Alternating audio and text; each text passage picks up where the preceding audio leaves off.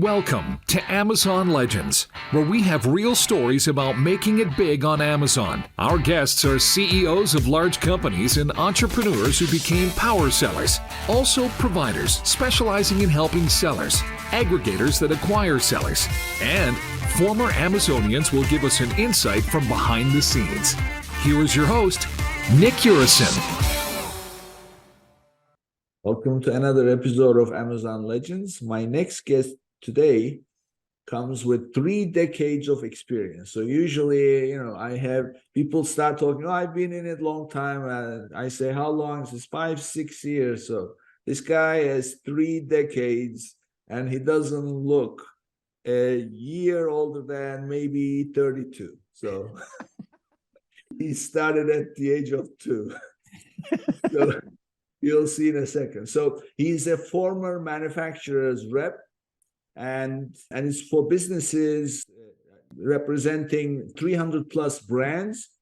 And also he built several agencies. So he knows about building stuff. Today he's the VP of digital commerce at Quickfire, which is a small digital commerce marketing agency, and he leads the Amazon operation. So when we talked, I said, so how big is your team? And he says, no. We believe in personal attention, small. We don't want to make the customer a number. So I handle everything. And he even edits his own podcast. So to that extent. So you're dealing with a real hands-on guy. So when he's not working, he's a hobbyholic. And he plays the drums, golf. He's a sports announcer and in high school football, and the host of Always Off-Brand podcast. So with that, everybody meet my guest, Scott Ohsman. Welcome to the show, Scott. Thank you very much, Nick. I'm a co-host. I want to make sure that's cleared up. A co-host of Always Off-Brand. I don't leave Summer Jubileer and Haley Brucker out, but thank you very much. All of that is true. Well, co-host or not? You edit your own podcast. I do. No? I am the producer. I booked the guest. We talked about that. I do a lot of stuff. Same thing with you. I edit it. I enjoy it. I do all that stuff. So it's been a labor of love. It's been great. But thank you so much for having me on. Just the name of this podcast is intimidating to me. It's just humbling. Oh, well, it is a truly humbling podcast in a way that we share how humble we had to be dealing with Amazon, right? Because Amazon will knock you over the head and then bring you to the floor only for you to have the resilience and the knowledge and everything else to be able to get back up. So if that is not humbling, it's I don't know what it is. And I know I suffered it. I suffered through it. Suffered with other people and continue to. So in my book, anybody who is doing this is a legend. So that's why. So it's an honor to have people come to the show and share their stories. So it's a great, and I have a great time. So now you have almost 3 decades of experience in all aspects of running a business. And now you are in, and first of all, digital business versus conventional business. You've done it all. Yeah, I had first 20 years was basically in retail. Yeah. So, I mean, that gives you the kind of experience where you have a working model that in digital world, because things are no longer touch and feel, but you now know how to go about it. So what can you share with our listeners without making things complicated so that they understand how they are running their business and, more important, where their business is going? Oh, my goodness. How long do we have? I've seen people win the battle and lose the war, Nick. That is the basic thesis, premise, and summary of 17 years plus dealing with we're selling to Amazon and selling on Amazon, and that sums it up. So winning the battle, losing the war means every day when they go to bed, they feel that they've done something, they've accomplished something during the day, or they put out fires, or whatever the case may be, as yet they're not making money. And they never have any money in the bank, right? Yeah, that's hopefully you try to avoid that as long as possible. But the reality is getting into it, every situation is different. That honestly, they don't understand the macroeconomics and the true profit and loss of their Amazon business until sometimes, unfortunately, you and I have seen this. We talked about it. It's too late. Yeah. By the time you ask yourself the question, so the first thing that I'm hearing from you is, and the functional word there is the true PNL, right? So everybody makes those calculations when they are in the process of planning. So, okay, if I'm gonna buy it for $12 a piece, then I pay so much freight and whatever landed, it's $15, and then they price it certain way, right way, wrong way, doesn't matter, they price it. But when the rubber hits the road, numbers start to settle somewhere else, right? So what is it that you're looking at to calculate the true PNL? That's the first point, right? Yeah. So the second point, what comes after that? What comes after the PNL? Yeah. So, I mean, people, process, and cash flow, maybe not in that order. I think people are first, but process and cash flow, that is the oxygen and blood for any business. And that is what is critical. So if you understand the key metrics to understand your actual profit and loss, then you're forecasting how to forecast not only from an inventory, from a product flow, but also you have to inventory and budget your sales and your spend and your expenses. So budgeting is critical, forecasting on every level. And then that kind of, the third part there, Nick, is into your cash flow and understanding how to forecast cash flow, how to maximize cash flow, how to actually understand cash flow, especially on an Amazon business, because a lot of Amazon businesses are a cash business. They run and generate off monthly cash flow. So if you don't understand all of that and can have the ability to quickly analyze that and understand where you're going and see trends, that's when, unfortunately, trap doors open up and you fall through one and you wake up and you go, oh my God, I thought I was doing great. I've done all these revenue. You see on LinkedIn everywhere. I'm 7-figure, 8-figure, blah, blah, blah, all this other stuff. But nobody tells you if they're actually making any money. Yeah. Okay. So I've heard three things. First of all, what is your true PNL, which means, do you really know how much money you are making? What is the, in technical terms, liquidity you are generating? Liquidity being, by the time you paid out everything and deducted from your sales, how much is left? Net profit, liquidity. So, and then how can you, because of course you want to be doing that every day, every week, every month. That means being prepared. In order to be prepared, you have to have projections, right? So how do you prepare your projections? What are some common real life methodologies to make those projections without getting into complex stuff? And then the third one is the toughest one. And that's where I always used to get stuck on. I would easily make my PNL projections and then even translate that into some kind of a balance sheet, so to speak. But when it came to cash flow, I would always struggle because now it's pulling data from all over. So planning your cash flow, how do you go about? Why is it different than PNL and balance sheet? It's very simple. PNL looks at, okay, you sold 10 pieces, you bought 10 pieces, you spent so much selling those 10 pieces. How much? But you're carrying inventory, right? So when you carry inventory, your cash is tied up. So how do you project that? What is the best, right? Yeah. Do you want to start there? Yes.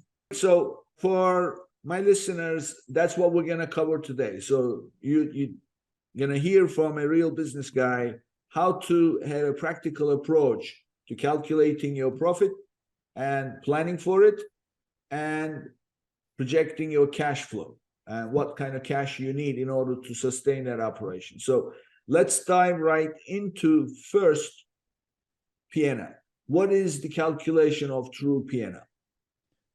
Sorry about you mentioned this in the beginning as far as your example of I buy it, my landed cost is this, and I retail it for that. But people will have to understand, and I've been doing this, like I said, for a lot of time. I can almost, no matter what product you give me, I can get really close to predicting what their landed cost is based upon the retail. So if you don't start off with an 80 plus gross margin, then there's going to have to be some other factors. Going to have some volume factors, got to have to things as far as selling on Amazon with the increased costs, advertising, all the other stuff.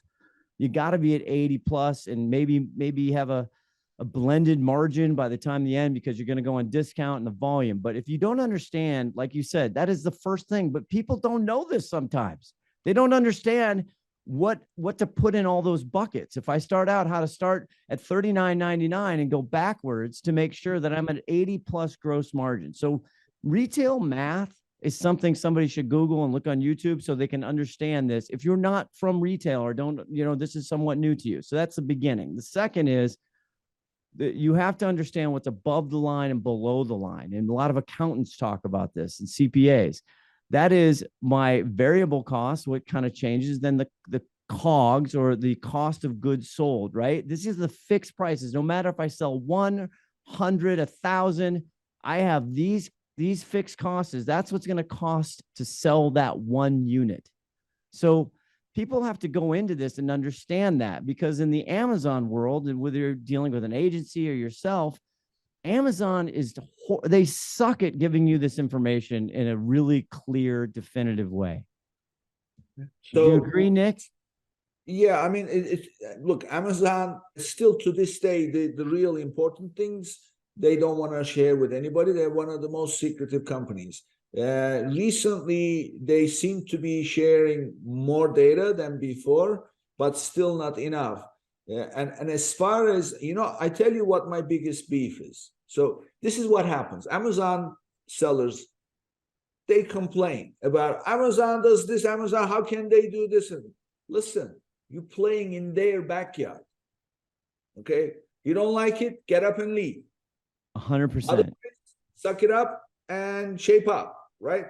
So this is the reality. Now, why am I saying this? I'm saying that because they are giving Amazon a hard time, but they don't have their own books in order.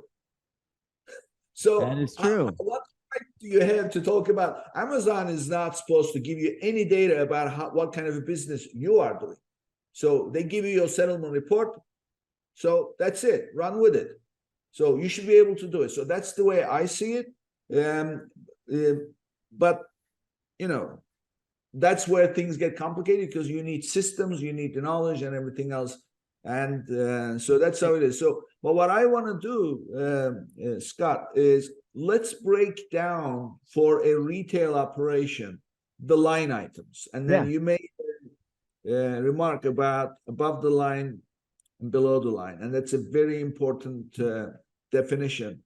So above the line, explain what above the line is and what below the line is. Above the line is basically what I talk about that are variable costs that can change from month to month. These go in and out. This leads back to the cash flow analysis and kind of projecting cash flow. These are the costs that either you have a contractor on doing this, and those costs aren't the exact same every single month.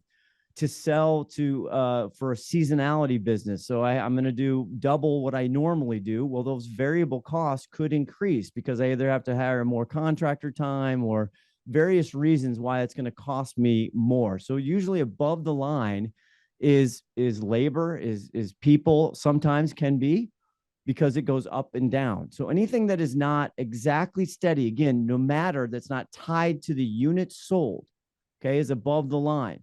So no matter what, it is not tied to the one unit I sold. Below the line is it doesn't matter. You have that same expense every single month, whether you sell 1 unit or you sell 2 units or 1,000 units. That's your fixed cost. A lot of them call fixed costs. Okay. Does that make sense? So, okay, just for clarification, below the line is whether you sell one piece or 100,000 pieces, you have the same cost, like your rent, your salaries, your insurance, everything else. Okay. Exactly. So that's below the line. So I would call those overheads, right? Yes, your overhead, correct. Your overheads. So you call those below the line. And above the line, you have things related to the number of units you sell. For example, you sell 100 pieces this month, then you have 100 times whatever the price. You sell 10,000 pieces, 10,000 pieces times whatever the price. And of course, now, what are the costs? Amazon fee that you pay. Yep. FBA fee. Yeah. You pay. You probably ramped up your advertising. Yep. Your advertising, your social media. Yep. You know, all those bits and pieces, and those vary based on. So those you call above the line. Yes. So that's the first distinction you're making. Recognize if you have one tier right at the top, one band, that's your sales. Then comes below the sales, above the line, your variable. And then below the line, your overheads. Correct. And then you deduct all that, then whatever is left is what you have, right? If That you is are right. like, And so that's where people get caught up, is they look at the reporting, which again, Amazon makes it very challenging. You have to look at this, like you said, your summary. I like in the payments, actually just changed this, by the way, how you get to the summary report. That's my macro look to see what my expenses versus income are. But then to detail that out, you have to go into order transaction. You have to really download and do some serious spreadsheet moving and shaking. And that's fine. We all have to do that. But when they look at their advertising and they look at their either their ACoS, which again, I don't use because I think it's a made up term that Amazon created. It's one of many, and I think it's terrible and shouldn't be used. That's just my opinion. Return on ad spend has been using in digital advertising for, I don't know, 4 or 5 decades, maybe. I don't even remember how many. So I look at return on ad spend and I look at total return on ad spend, which a lot of people talk about, kind of attributed to the tacos situation, but also the percentage of spend to sales. We talk about how to build out like a normal spreadsheet of P&L, but people look at one band of information and they think they're making money because they have not gone back and don't have the discipline to add every single piece that costs to sell in there. And the other thing on the advertising, which is a big topic, Nick, right? Everybody's just trying to control advertising. It's getting so competitive. And I have to remind people all the time, your return on ad spend, your total return on, those are gross numbers, meaning you haven't taken out everything. But people hire agencies and people hire us and everybody. I want a 3 ROAS. I want a this, that. I want a this, that, this. This is my tacos. This is what. You know what? Any agency worth their salt, they can deliver that any day of the week, especially on a percentage of spend. So people need to take that, and that's the total. That is a gross number. So from a seller, and if you have to figure out what your net ROAS is, what is your, take out the cost, and where can I live? So what my clients, I go, what's my ROAS? Oh, it's this. I go, you figure out the net. And you tell me the basement, and that's where we're gonna live and die by. And then depending on the product, you have long lifetime value and blah, blah, blah. But that is one critical thing. And if I can just add one more thing that is very scarce, Nick, it's scarce in when I look at Amazon businesses. If you were on sale for a particular period of time, and now since the coupons aren't as popular and the strike through prices and all this other stuff, again, they make it really hard to figure this out. You have to put the funding that you spent to sell those units. So if I'm discounting 20% and I sold 100 units, what is the cost? That has to go into your total marketing spend. Otherwise, your ROAS, your total return on ad spend, your tacos, it's a fool's errand, Nick. It's it's misleading. And that's when you end up at the P&L and you go, oh, I did really well. Well, what was the cost? And this is really important, everybody. Listen to this. Ask yourself, what was the cost, total cost, to get that sale? If you don't understand that, you're going to wake up and it's going to affect your cash flow. It's going to affect everything else in the health of the long term of your business. I want to introduce Cellcore to all my listeners. As you all know, it's essential to add another selling channel to Amazon. Even though Walmart is the natural addition, you need the know-how to hit the ground running. Cellcore is a Walmart-approved agency for launching and scaling Amazon brands on Walmart, and even getting you into Walmart stores. They manage over 400 brands and 100,000 products. They were kind enough to offer my listeners a free comprehensive audit and a $500 statement credit. Visit www.cellcore.co/legends and mention Amazon Legends to activate this offer. But do it quickly because this offer may not last long. www.cellcore.co/legends. So, okay, you said quite a few things that I want to clarify for myself and also for our listeners. So first, the last thing you said about if you're selling an item at a discount, you should book the gross revenue as your sales and then post the discount you gave on that item to your, as you call, over the line, because for some orders you gave that discount, for the others you didn't. And then why is this important?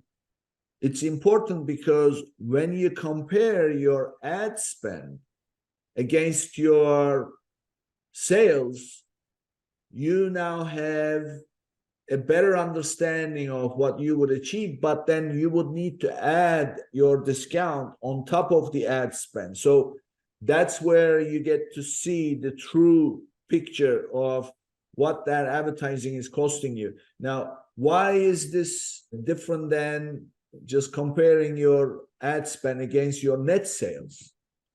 Why is that different? Because you got to take out, if it's truly giving you what it costs to get those sales, then it's the same. When I'm looking at, and again, in retail, we call this a marketing spend. So I total up my marketing spend, meaning that's my ad sales, that's my discount. If I do a 2-for-1, any type of promotional activity I do has to go on that same spreadsheet, because at the end of the day, it's going to affect your gross return on ad spend. It's going to affect your gross percentage of spend to sales, which people call tacos. And it's going to affect all of those metrics, which is what I live and die by. And every business should be looking at all the time. So the frustration is, and this is when CFOs get involved, because they ask these questions, because this is how they think about things. The marketing department, the e-commerce department, or the seller, it doesn't matter. They're building these things and they're jacked because they had a huge month. Their ROAS was great. Their total ROAS, their organic plus their ad attribute, they are flying high, right? But they were off 30%, Nick. Yeah, well, and they didn't put it in the report that they sent to the management, to the CFO or whoever, the bank. I don't care. They said you had a phenomenal month, but you know what? How much did you fund the 30% off? How many units did you sell at 30% off? Oh, I don't know. Well, yeah. then I don't really have the information I need to determine whether this is a profitable month or not, or a time period. So I can see there are two scenarios there that automatically would be part of the consideration, which will then lead to your forecasting and your projections, frankly. So what you are saying is, if we sold one item, I mean, one item being one SKU, and we sold that SKU at a discount all the time, at the same discount rate all the time, then this is a non-issue. Right? This is easy. But it's easy. Life doesn't work that way, right? No. So So we are giving discount for 2 weeks. We are giving really heavy discount for 3 days, and then we are removing the discount. So what you are looking at is a blended picture at any point in time. So what you are saying is, if you establish your expectations for ACOS, TACOS, whatever, Yeah. based on that blended number, you won't know what No, you're you doing. won't know. So that's why we budget our funding. We budget, again, we have a forecast to actual. When we work on these businesses and we do these P&Ls and leading into our projections, our forecast, and our cash flow, I have a forecast to actual, and I have that for many years because I'm looking at historical trends, and I'm also want to know, I budget. Last year at September, Labor Day, or whatever the sale is, we sold 10,000 units at this discount. Well, this time we had to go 5% deeper on the discount. And I project we're going to sell about the same, maybe a little. And that dictates what my spend can be, what my sales goals can be. It generates everything. Right. So this is such an important thing to easily overlook and then get hurt. So what that means is, in practical terms, when you're preparing, you download your Amazon report. What this means is, this is what you need to do. You need to add the discount that you've given onto the net sales, and then make that your top line. Yes. Number one. Number two, just below that, you must have 2 line items. One is discount, the other is your ad spend, and then the total. The net comparison of the total of the ad spend plus discount compared to your total sales, not gross sales, will be the same if you deduct the discount from the gross sales. Yes. But you know how human psychology is, and also how seasons are. Maybe this year, when you are planning, this leads the discussion to now forecasting, is you decide, you know what, we're not going to give the 20% we gave last year. Then where does that bring us? So that's why it's important. And as you run tests, SKU by SKU or periodically on everything, or whatever the case may be, then you will have a whole different picture coming out of this, right? Absolutely. And this is, you start with the unit economics, right? Making sure we have a very simple spreadsheet that just has my landed costs on one side, and we just add everything up, your FBA fees, your estimated freight. I mean, the whole nine, just to get a starting point of, am I going to make any money? And then if you put in I know I can put in a budget of 20% of spend, 20% marketing to sales. Okay, boom, that comes off the line. It tells you very quickly if you're looking at an item and you have some competitive information to understand what you're really going to sell it at. You know, you're not going to sell it at 49. The market really is at 39 or what have you. That's the first step we talked about. And then you go in and just, I cannot tell you how many, I don't care what size of business it is. It could be largest business, it could be Fortune 500.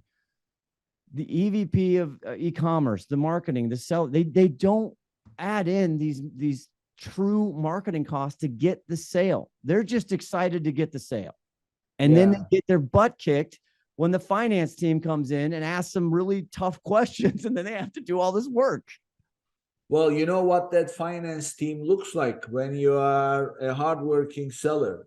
It looks like the bank account, you know, having very little money. You've got the vendor bill due in a week's time. So it's a real problem. Now, let me give you this scenario, which is so easy. You know what the issue is? The issue really is not the discount, not the calculation. The issue is the price people set, because it is already wrong, because they want to make it cheap and everything. So I give you this example, very simple. So take your model of 80% of the sale should be after you pay for the merchandise. So it means that you're paying 20% of each sale to buying the merchandise. So Let's say that your price is $50. 20% of that is 10, right? Yeah, don't make. I went to Arizona State. Don't make me do hard math, Nick. Come on now. No. It's $50. 20% is $10. So you bought it for $10. You're selling for 50. Now that's 20%, right? So would you agree an advertising spend of 15% over gross sales is a fairly good number to achieve, right? Reasonable. Okay, 15%. Now we spend 20% on the merchandise, add 15, we are up to 35. You pay 15% to Amazon, right? So now we are up to 50%. We pay FBA fee that varies depending on how big compared to the price point. But let's say that, let's be very aggressive and very optimistic, say 10%. Okay. Now we are up to 6%, 60%, right? Yep. 60% gone. Yep. Out of the $50 sale. That means $30 gone already, 60% of $50. If you offer 15% coupon, which is what everybody does, right? See you later, Nick. See you later. So that's the calculation that you want made separately. You want to show $50 sale, 15% of that, $4.50, 15% discounts, then another 15% advertising spend, and then your FBA, then Amazon commission, and then whatever is left is really what is left. But I will argue with you. Wait, there is more, right? As they say. There is more, because I haven't even done below the line, as you said. We haven't even put the fixed cost in. No, forget. Before you get to below the line, forget it. Okay, argue with me. But above the line, we still have line items. Let's cover those. What else should they consider? Well, so we're not talking about if you have any storage fees. You have, first of all, if you're fulfilling out of a third-party logistics or your own warehouse, those are fees associated to bringing in the goods, labeling the goods. There's a cost there, right? Right.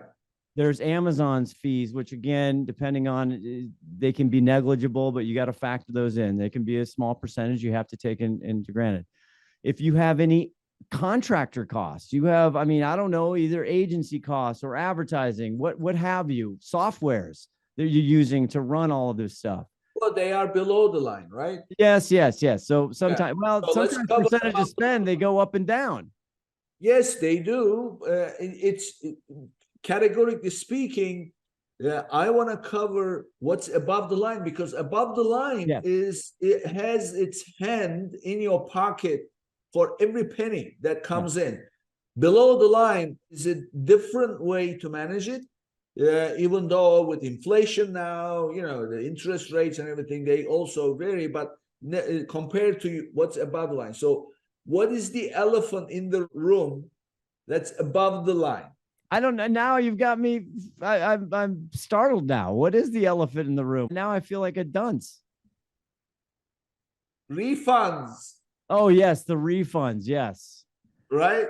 Yes, I was thinking about, so there's all kinds of other fees. So in the seller sense, it's oh my God, it's either storage fees, it's there's refunds. That's a big point. The returns and refunds are massive.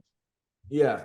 So because that's another calculation. So when you go to, everybody, unfortunately, the only thing that's certain is debt and taxes, right? So everybody knows their tax return, and on the tax return, it says net sale, net of refunds. You don't declare.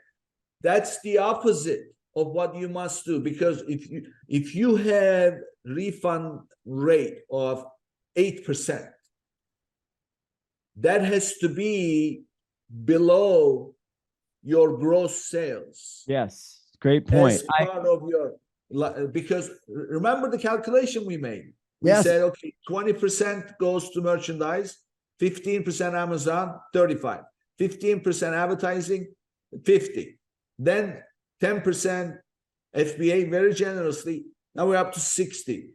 And we gave 15% discount, right? 75. let's say that 8% refund, 83.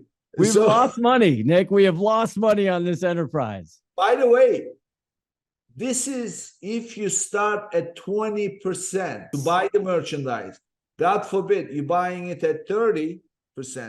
Now you've got no money. So this is the point you were getting at about true PNL, right? But okay, everybody says, sure, of course, we factor in the refund. Are you doing it as a percentage band under your gross sales? Are you grossing up your sales? That's the entire point you're making, right? Yes. And you're right. I tried to get out of apparel and some other high refund. That's why it didn't come to mind quickly, Nick. I spent so many years doing it. I'm like, I don't want to deal with this return thing. This is a nightmare, because you're absolutely right. And also in your budgeting and your forecasting, which we're about to talk to and kind of go through, you have to factor this in. So that's yes, it's a great point. We're losing money. I mean, we got to find new suppliers. We got a lot of work to do, Nick, on this enterprise. We're toast already. We're just on paper. It's not looking good. Yeah, even starting at 20% growth. So, and I know a lot of sellers who actually, and I used 8%, they want to go at 90%, 95 or what have you. So that's the retail.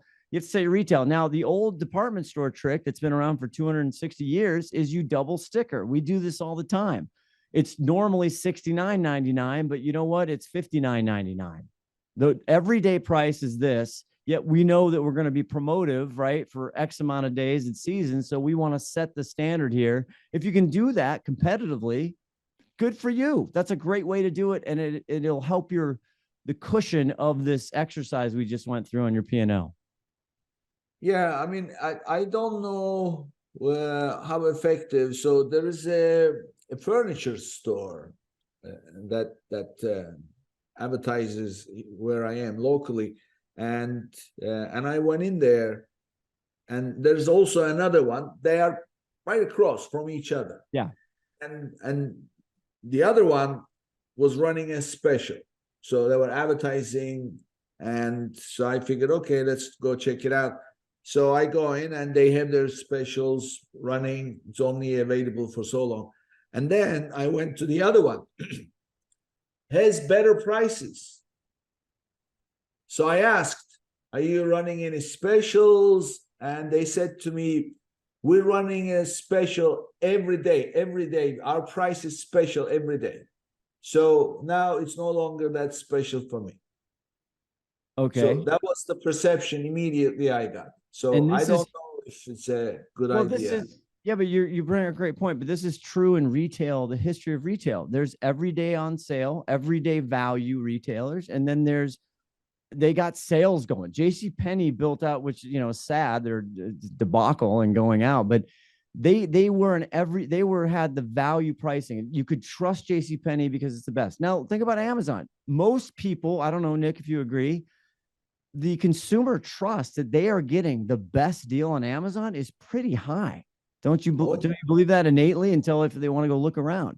So this is a game that has been played forever, and it's not right for everybody. And I'm not suggesting it, but it's one thing. The point of this story, the point of the furnitures is you got to understand your basement net, what your retail price has to be and where you can go and where you can stretch it.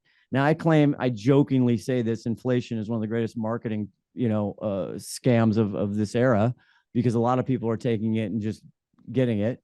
Good for them. I tip my cap.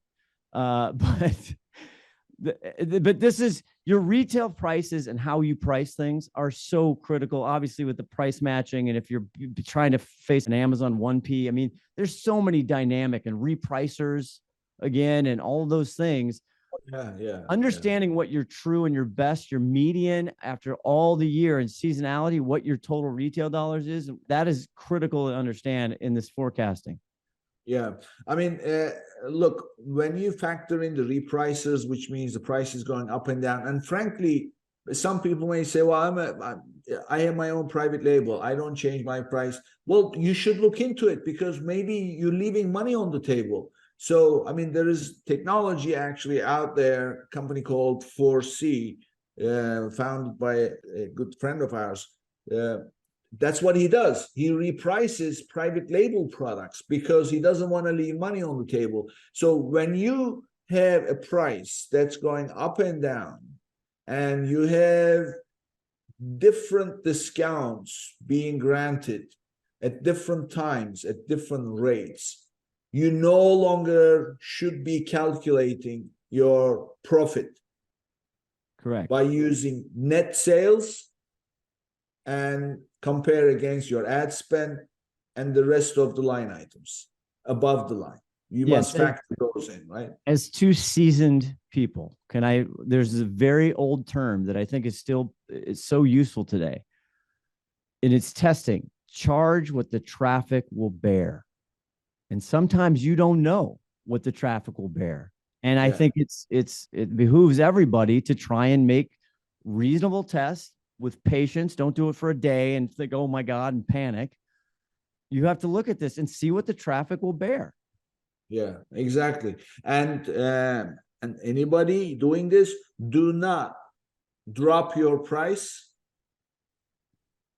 on Amazon and then expect to bring it back up, because Amazon won't let you. You will lose the buy box. That's another thing to keep in mind. If you ever need to increase your price, you have to do it incrementally, very slowly, because they'll take you off the buy box because you sold it cheaper at some point. Listen, lowering your price, Nick, you know that it's the laziest lever that we can do. And I'm here for it. And I raise my hand as the lazy guy who's done it plenty of times, right? And that discount competitiveness is getting harder and harder and deeper, especially as we head into this holiday. Oh my God, 2 holidays after coming up the influx of supply and demand with the pandemic, you're going to see a lot of discount pressures, I believe. But we got to get on to our focus tasks here. To all my listeners, how would you like to boost your Amazon sales by up to 600%? That means you must have a winning product detail page. Mindful Goods crafts product pages that pop. Their creative marketers ensure your products aren't just another face in the crowd, but they stand out and sell. From SEO optimized copy to scroll stopping visuals, they've got your back. And for a limited time, my listeners get $100 off a brand story service. Elevate your Amazon game with Mindful Goods. Visit www.mindfulgoods.co/legends now and enter the code Amazon Legends to receive your $100 off. Yeah. Forecasting. So let's discuss the forecasting. How do you go about doing that? First rule I have is that I use Amazon's forecasting, inventory forecasting planning, okay, as a check, but I do not trust it. In my opinion, over again, a long time and various things, I don't believe that their forecasting system is very good at all, and I don't trust it. It's one input that I look at, but again, this is also me because of retail. I look at weeks on hand. I look at what my sales are, and I look at my forecasted units that I think I'm going to sell of that unit. And I look at some historicals and I try to find the best guess of what I think is there, because the way the machine works, the forecast machine, it doesn't account for like all these different variables that are controllables that the machine doesn't know. Weather, competitive set, price, promotion. It doesn't know. It's literally looking at sessions and that's it. So that's why you see it. Someday it goes, oh, you should send it 1,500. And then the next day you look on, it's like, no, 135. You haven't sent anything in, by the way. So I think it's one of the worst forecasting systems, honestly, in retail. And I can say that for first party vendor central as well. So I look at it because I'm interested in what the machine is telling me what the goods are. But I look at what I've sold per unit and forecasting from an inventory management. We do a very detailed by ASIN per month unit forecast and actual.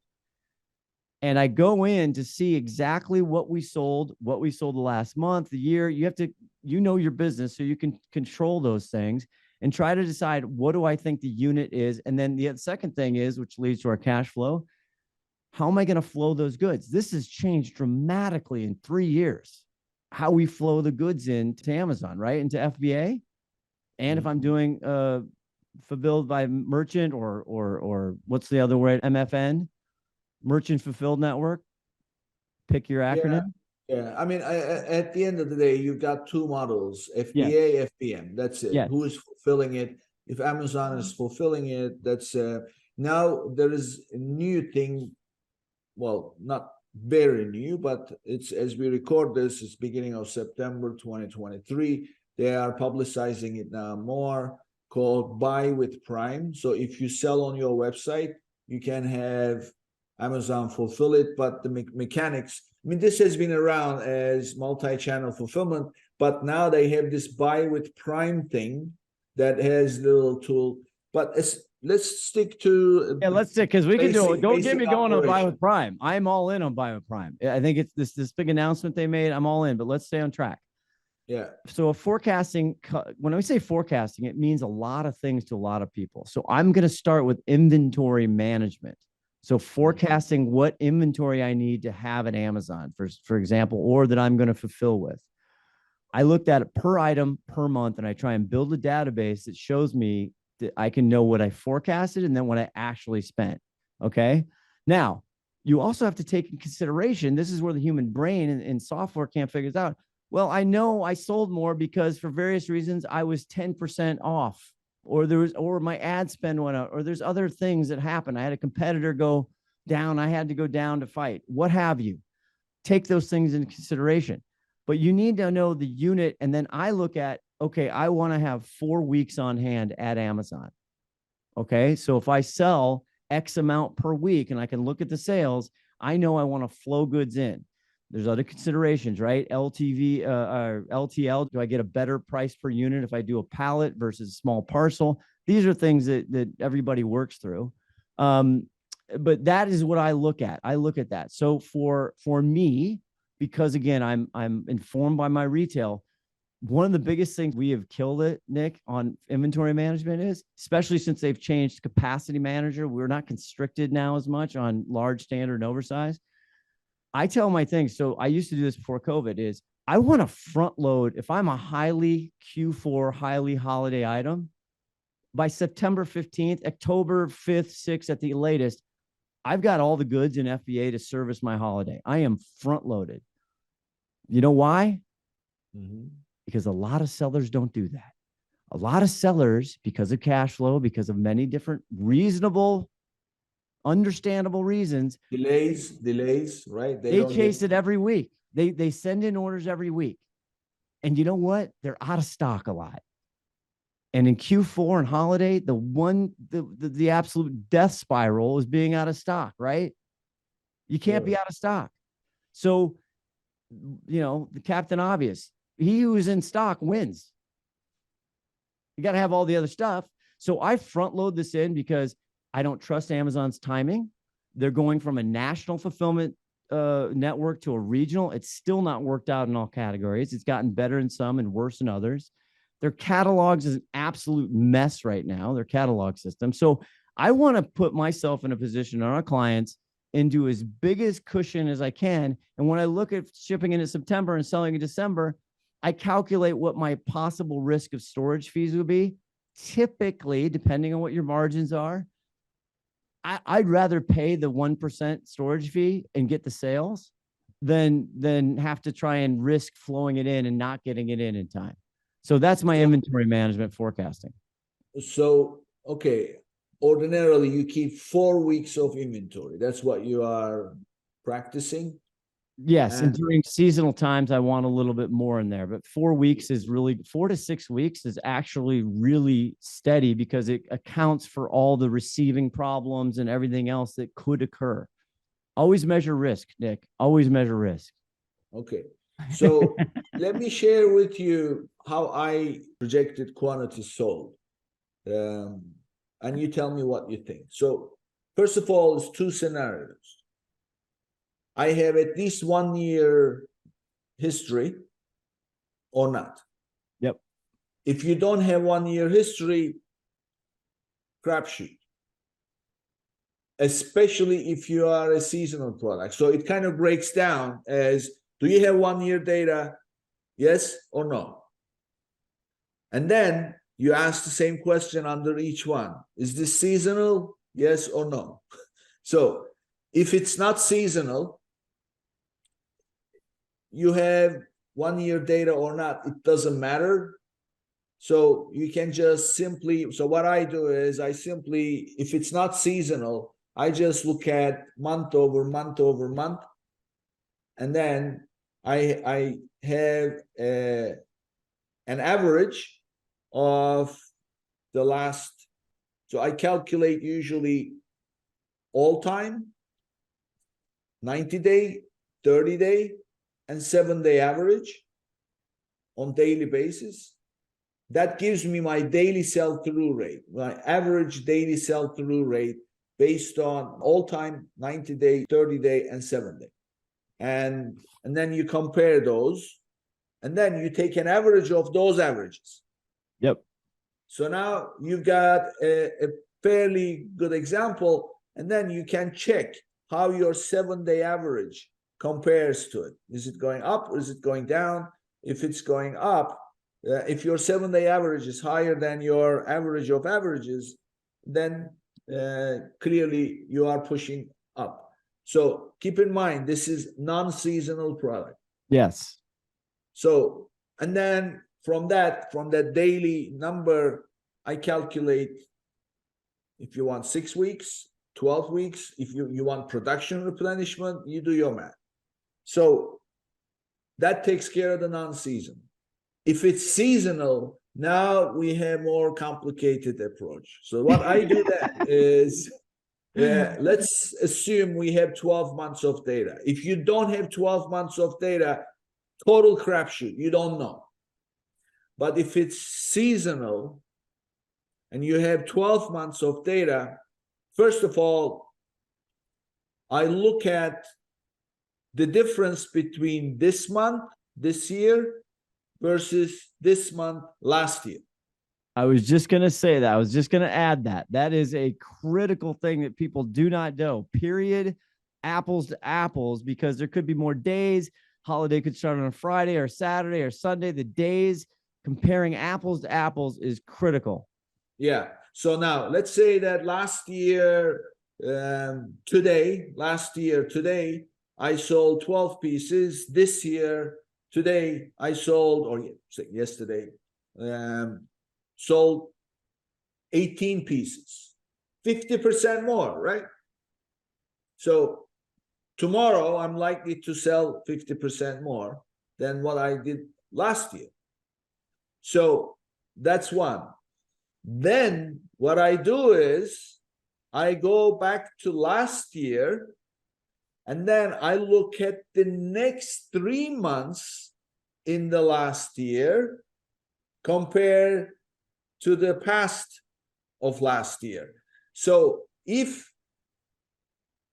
my next 3 months went up 10, 15, 20, 30% up, or it went down 10, 20, whatever, even though I am doing more this year than last year,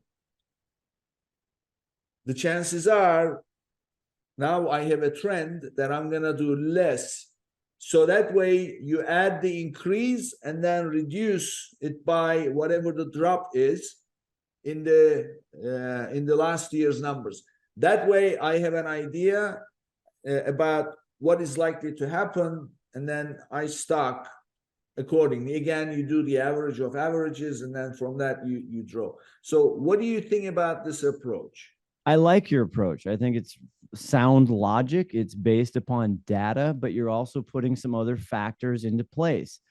The thing we love and hate about Amazon is it changes all the time. So when you're looking at 1 year versus the other year, there could be other dynamics, right, that you have to consider in your thought process. This is just as every business, but things change, move fast. You could have a new knockoff. You could have a new, there's a million things, right? What's your You could have a pandemic. What's we're advertising? We don't understand. We don't know all the trends and everything. You get a PR hit that all of a sudden sends it through the roof. I mean, that's the fun of it, right? It's never boring. It's always challenging.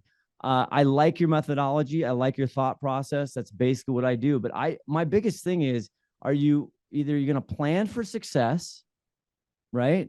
Meaning I'm going to have enough goods in at Amazon to service the business. That's an old term as well.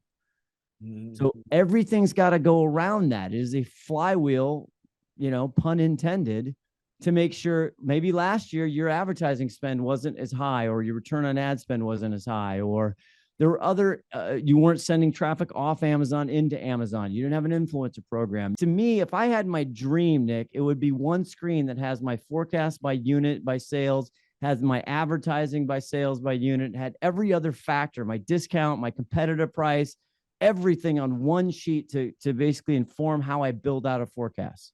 You got that for me? Yeah, actually, we do have that. Yeah. Fantastic. Well, you can sign up for our platform. It provides all this for you. Good. I'm in. All right.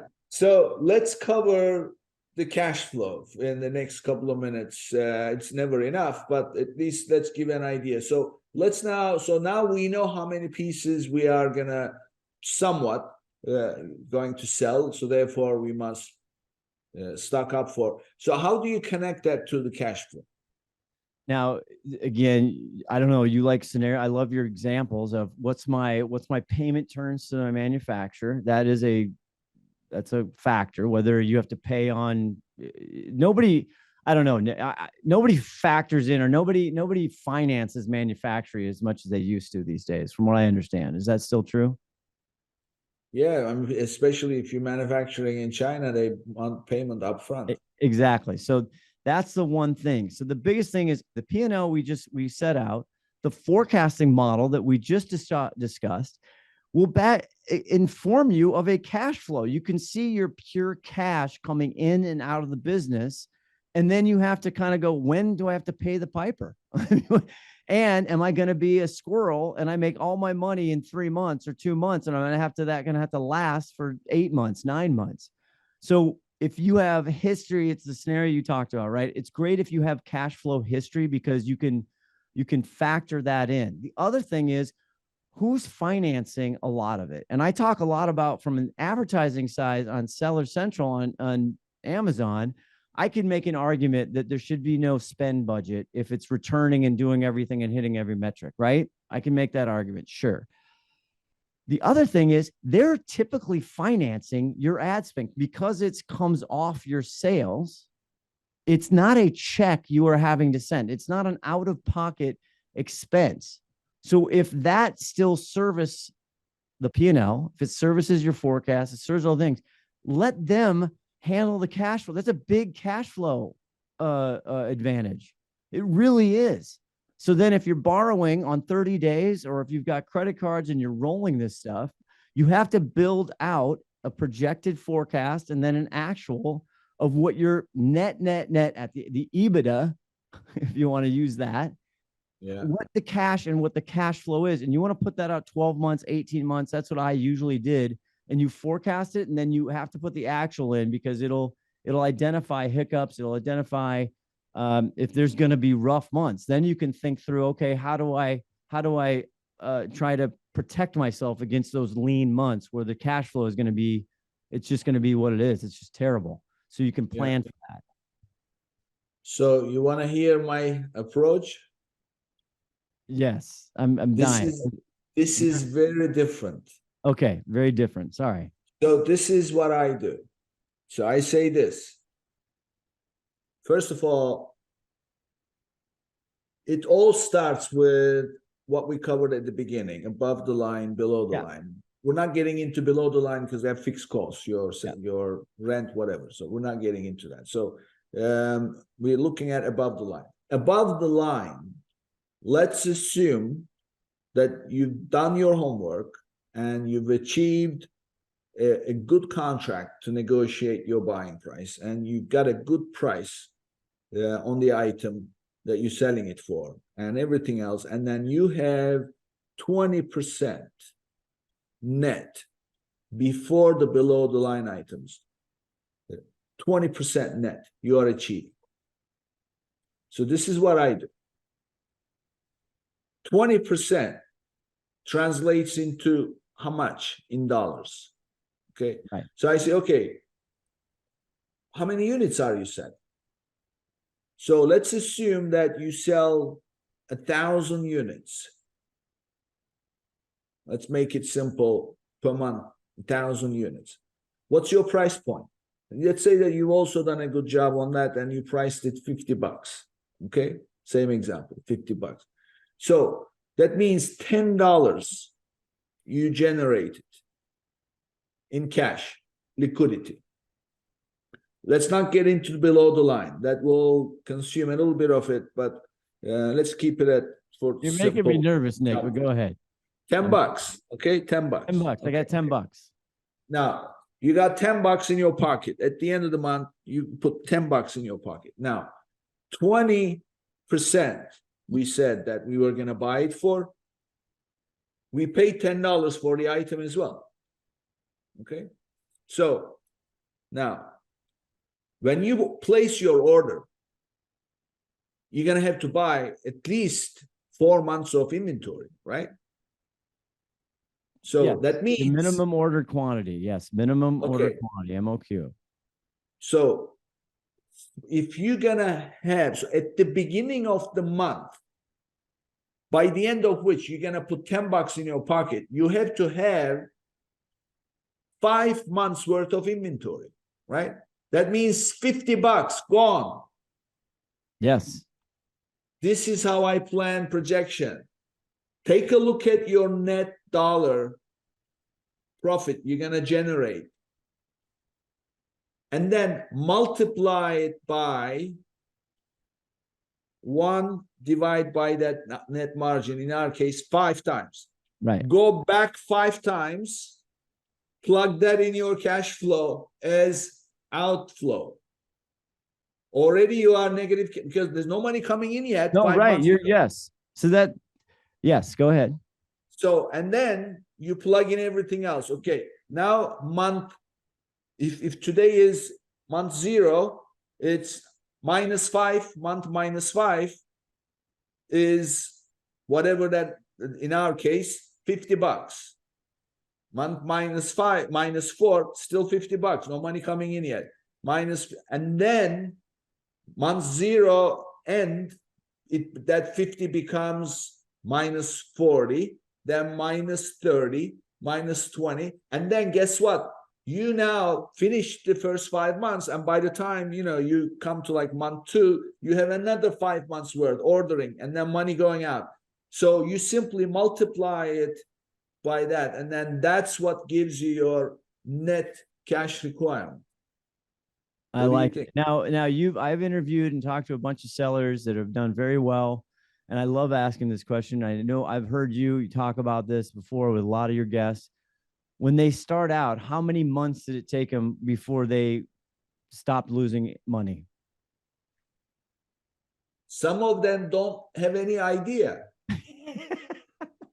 And you know what happens? This is what I say, that the worst thing that can happen to you is you get overwhelmed by your growth and you go bankrupt, because cash is king. If you are growing and you keep buying and you keep growing, you keep buying, that means that you are extending that 5 multiple we worked out to 6, 7, 8, 9. That means that you don't see positive cash flow for 12 months. By the way, for anybody who is looking to go into international marketplaces like Amazon Europe or anything else, it's 14 to 15 months before you see a penny, because you have to pay upfront, VAT and things like that. So this is where people run out of money and say, I can't do this anymore. 100%. Exactly. While they are making money and growing. Exactly. Because Nick, profit is still undefeated as far as I can gather. Profit is undefeated. And if you understand your true profit centers and your metrics to deliver cash in your bank account, you will sustain it for a very long time. Yeah. And so that's I like your logic. It depends on your terms, all these other things, and how you're capitalizing and how you're actually financing it and what have you. But I like your multiple, the 5 multiple. And yes, most of the people I talk to, depending on the category of time, also the time that they started their businesses. I mean, don't tell me you started it in late 2020 and you grew, and you were making money right away. Fine. That's a unicorn time period in e-commerce, right? And probably never exactly. 9 to 14 to 16 months is typically what I hear, where they got their first dollar, and that doesn't pay all the bills. It's just they finally cleared a month where they didn't lose their butt. Right. So, 2 seasoned people, as you put it, we can go on all day long. But this, and two podcasters who like to talk, but we have to wrap up the business talk, and I want to move on to what my guest called the therapy session, where I get to know who Scott Ohsman is, and I want to know what kind of life you've led up to this point. But I'm not interested in your bio in terms of your education and work, whatever. I want to know, when was the first time that you realized that you had interest in this kind of work? As far as Amazon, or just the entrepreneurial? No. You're telling me you were around, Amazon was around when you were a kid? No. I'm saying, that's what I'm saying. No. My father, I'm informed by my family. My father had his own business. He came from a family business that had been around for 100 years at that point. And that's all I knew, Nick. It's all I knew was my dad had his own company, and he grew that to a nice thing. And every conversation I interned for him, everything I knew was wrapped around the spirit. What kind of business was it? He was in the hide business. So he was a broker. So he would buy from the meat packing houses, on the phone in his office, and he would sell it to the tanneries. And over decades and decades. That business stinks. You know that business? Listen, I had a transportation company. Oh, yeah. I had trucks, trailers, I mentioned, and hide. Hide it categorized dangerous goods. You cannot just ship it easily, and it does smell up whatever. So every single truck that was, a lot of carriers didn't want to touch it because it would stink up everything, and they would have to go through. But we didn't mind. We specialized. So I know very well. That business reminds me again a lot of the boon of the FBA aggregators, where they went in and they just thought, and again, gotten a lot better, but back years ago, these FBA exclusive sellers, right? I didn't understand how they were making money, because the hide business and that business was very similar. And you're absolutely right. It's not only is it a stinky business, it developed into not a very good business. So my dad kind of got out of it in a sense, because they made all their money on tiny, tiny, tiny margins. They had to do massive volume to make a penny. And the entire risk. And that's where he had to short, he had to long. It was a very high risk, high reward business. And if there was something wrong with the hides, then that screwed everything up. So I was just around that my whole life. You buy low, you sell high, all of the trials and tribulations. He almost went bankrupt once. He got saved. He had his biggest supplier go bankrupt, and he had to flip, and all of these ups and downs and emotional roller coasters. That's all I grew up with. That's all I knew. I knew how to do somewhat exposed to accounting and all those things. In college, I had my own tie-dye t-shirt business. I was buying t-shirts and selling to the fraternities. I mean, I have always been doing something of buying something and selling something. So it almost conditioned you for this fight for margins, right? Yes. And then it's in your DNA, so to speak. Yes. And then I was extraordinarily lucky. In 1995, I started working with the big brand. I got as a sub rep, as the young guy, for JanSport backpacks. And the greatest lesson I learned there was we sold everybody, Nick. We were in JCPenney's. We were in specialty outdoor stores. I mean, it was a backpack. And it was my first foray into a highly intensive seasonal business. back to school. We had 6 weeks, almost 4 weeks sometimes, depending on part of the country, to make all of our money for the entire year. So that education of 70% of your revenue for the year comes in 6 weeks. That puts strains on every piece of the process and the supply, everyone, right? And we sold sporting goods. We sold everybody. And back then there was a million more sporting goods stores and all kinds of stores. And then so that's my first thing, learning the retail business and understanding margin, understanding cost per square inch, understanding the classic version of merchandising and how to be a great merchant. You make your money on the buy. Yeah. But this doesn't always work. I'm interested in what was it that you realized or made you realize that you really were interested. What I'm talking about is my entire family, they're all doctors, okay? Both mother's side, father's side. And the few that were not doctors, their kids became doctors. I did not want to have anything to do with medicine. So growing up, and I was a good student, and everybody would look to me as the next doctor in the family. And in fact, my mother was even talking about, making sure that because she had private practice and then all her stuff, oh, I want to keep this ready for you, and because you don't have to go buy it. And that's how it was. Yeah. All the way up to like around the middle of high school years. It's like I'm the next doctor. And bang, overnight, I realized I don't want this. Well, so in your case, you went along with the trend. So my question to you is, when was it that you realized that I really want to embrace this? This is me. I want to do this. Yeah, well, when I was 13 and I was heavily involved in theater and I was doing videos and doing that stuff. I wanted to get into television or film or whatever. I was obsessed with that until in fact, all my internships were in LA. I was a guy with a plan. I had a plan. I had these incredible things. I went to Arizona State, and that was another, I didn't really go there to study film or whatever, but get communications. And I was obsessed. And then I graduated. I went and worked in Hollywood for 9 months and said, this is horrible. I hate it. And all of a sudden, every dream I ever had since I was 12, 13 years old, crushed. Met my wife. Her mother-in-law was in the rep business, in the outdoor business. So like REI and like climbing, hiking, those kind of things. So she introduced me to the JanSport guy. And so I was doing sales. I was selling laundry. I was lost. I just knew that people was my, that's my superpower.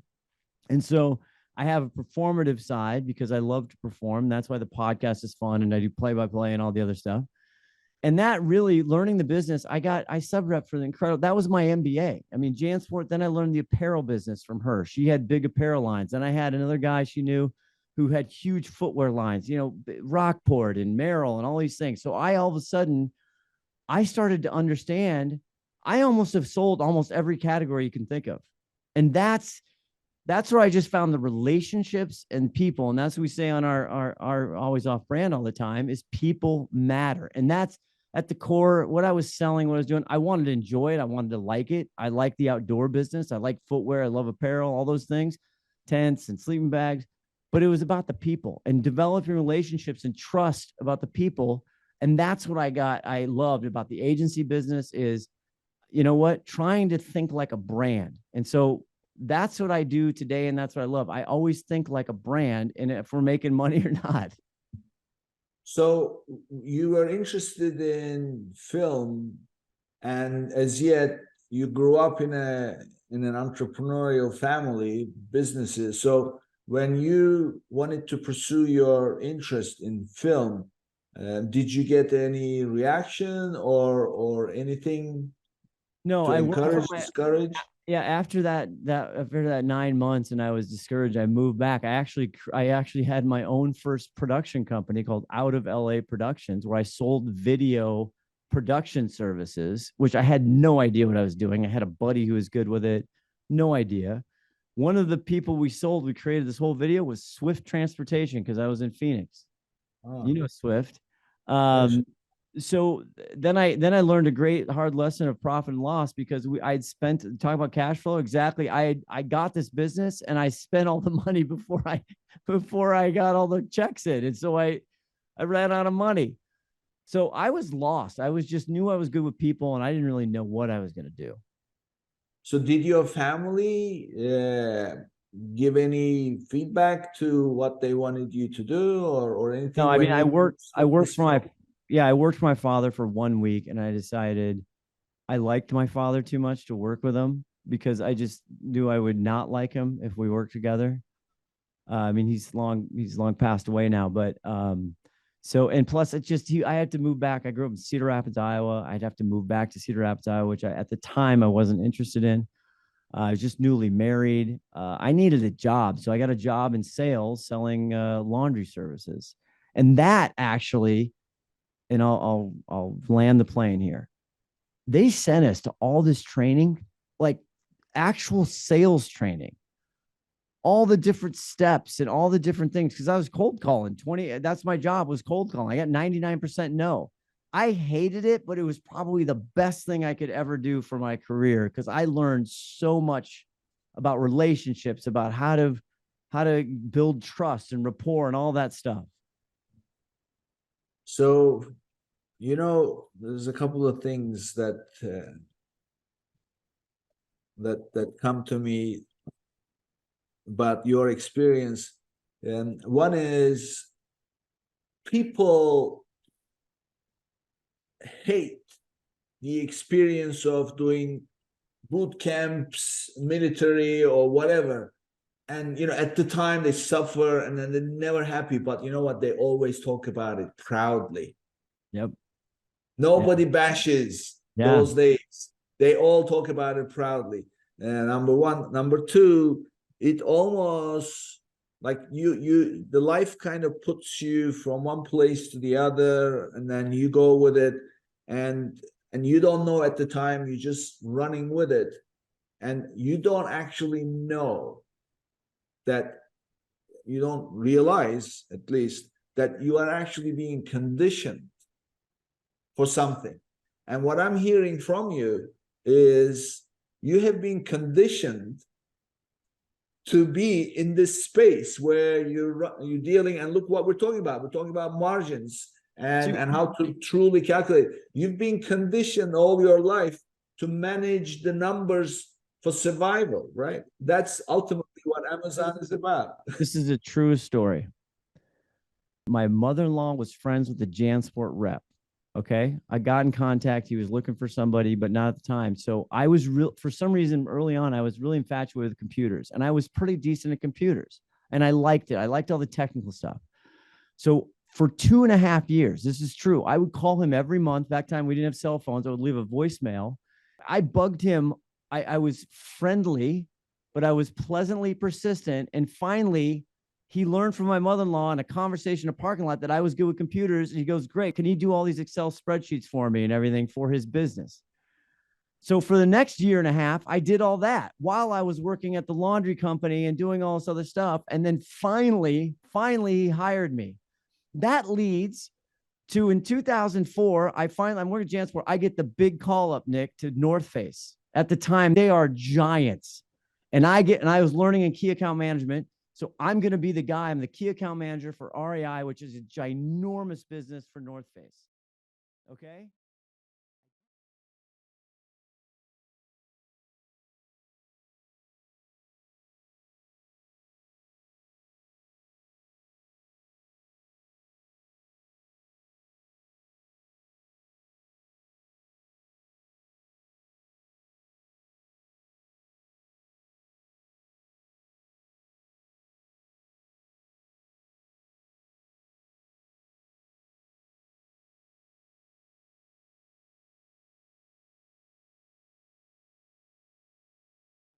Division of our agency, all of that stuff. If I wouldn't have gotten interested in that, you wouldn't be talking to me today.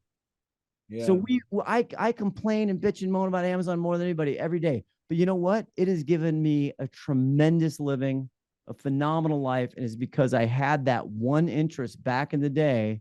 I was just nerdy enough to go, I love data and I love people. And if I could put those together, it turned out, and I had an idea this Amazon thing was going to be pretty big. Well, listen, things happen for a reason.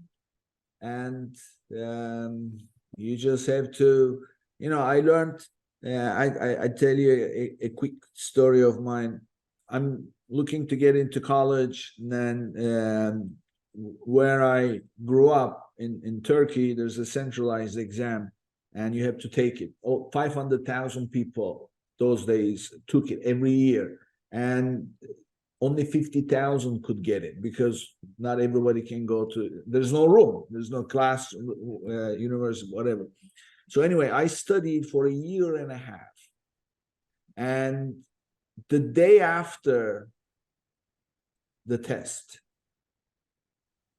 now I'm a high school graduate, just took the exam. I don't know what's going to happen, whether I'm going to get into college. And there is nothing in my life, completely empty. And I started to become depressed, and I started to question how well I did. And I was one of the top students, and I started to question, oh my God. So as soon as I came out of the exam, they asked me, how did you do? I said, oh, great. I did great on this grade. I'm going to do great. And then the doubt started to sink in. And my grandfather and I had a special relationship. And he said to me, listen, don't worry. Nobody else could have studied harder than you did. Yeah. You have no regrets, no matter what.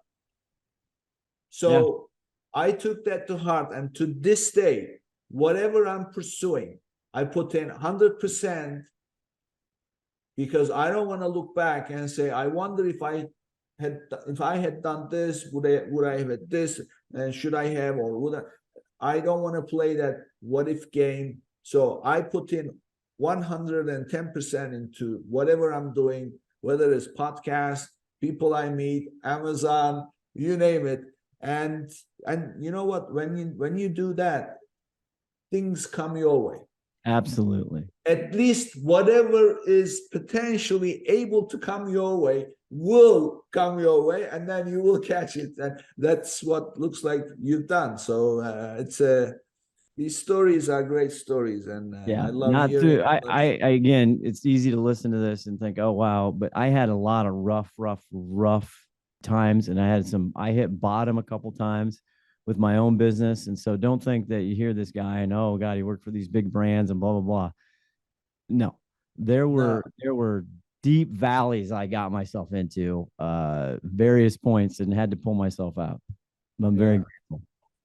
Well, great stories. So tell us, Scott, how can people reach you, benefit from your wealth of knowledge? Yeah, I don't know much wealth, but LinkedIn, obviously, LinkedIn is probably the best place.